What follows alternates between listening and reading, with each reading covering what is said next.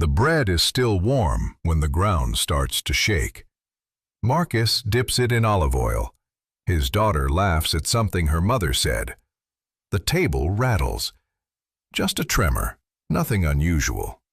Pompeii gets them all the time. The mountain behind their house, Vesuvius, has been quiet for 800 years. Marcus takes another bite. It's August 24th, 79 A.D. He has 13 hours to live. This is Rabbit Hole, Episode 3, The Last Day of Pompeii. Pompeii is paradise. 20,000 people live here. The streets are paved. The fountains run with fresh water piped down from the mountains. There are bakeries on every corner.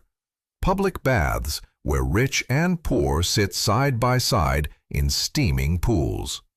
Bars serve hot food and cold wine. The walls are covered in graffiti, love poems, insults, election slogans, drawings of gladiators. Marcus runs a small shop near the Forum. He sells fish sauce. His wife Julia manages the household. Their daughter is 7. She wants to be a dancer. They live in a modest house with painted walls, red and yellow frescoes, a small garden in the center where light falls through the open roof. At night, you can hear the sea. The mountain looms over everything. Vesuvius. Green slopes covered in vineyards. The wine from Vesuvius is famous across the empire. The soil is rich, dark, fertile. No one remembers it's a volcano. That morning, breakfast, the tremor, the warm bread. Marcus finishes eating and heads to work. Julia takes their daughter to the market. The Forum is crowded. Vendors shout prices. A politician gives a speech about taxes. Someone is painting an advertisement on a wall. The sky is blue. By noon, the air feels strange, heavy. Dogs bark at nothing. Horses refuse to move. Wells that have run for decades suddenly dry up. Marcus notices but doesn't worry. At 1 p.m., Vesuvius explodes. The sound is beyond description. A column of ash and rock shoots 15 miles into the sky. The mushroom cloud blocks out the sun. Pompeii goes dark at 1 in the afternoon. Then the stones start falling. They're called lapilli, pumice stones, light as bread but hard as bone. They rain down like hail, thousands of them, then millions. They shatter roof tiles, punch through fabric awnings. The streets fill up fast, ankle-deep, then knee-deep, then waist-deep in hot gray stone. People run. Some head for the harbor. Some lock themselves in their homes. Some grab their money and jewelry and push through the crowds toward the gates. The stones keep falling, heavier now, fist-sized. The air is poison, sulfur and ash. People tie cloth over their faces. It doesn't help. Marcus finds Julia and their daughter near the basilica. They run home. The house is already half buried.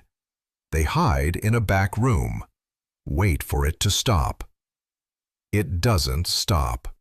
The stones fall for 18 hours. By midnight, Pompeii is buried under 10 feet of pumice. Roofs collapse under the weight. People trapped inside are crushed.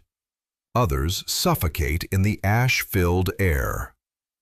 The city is buried, but still standing, still full of people hiding in basements and upper floors, still hoping. Then, at dawn, the mountain sends something worse. A pyroclastic surge. A cloud of gas and ash heated to 500 degrees. It moves at 80 miles per hour.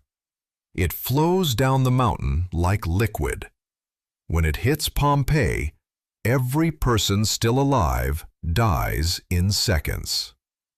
The heat is so intense it boils their brains. Their muscles contract. Their bodies freeze in the positions they died in. A man covering his face. A dog chained to a post, writhing. A mother holding her child. The surge passes in minutes. Then another. Then another. 6 waves in total. When the sun rises on August 25th, Pompeii is gone, buried under 20 feet of ash and stone. Silent. 2,000 people are dead. The city will stay buried for 17 centuries. The mountain keeps erupting for 2 more days. When it finally stops, ash has fallen as far as Egypt.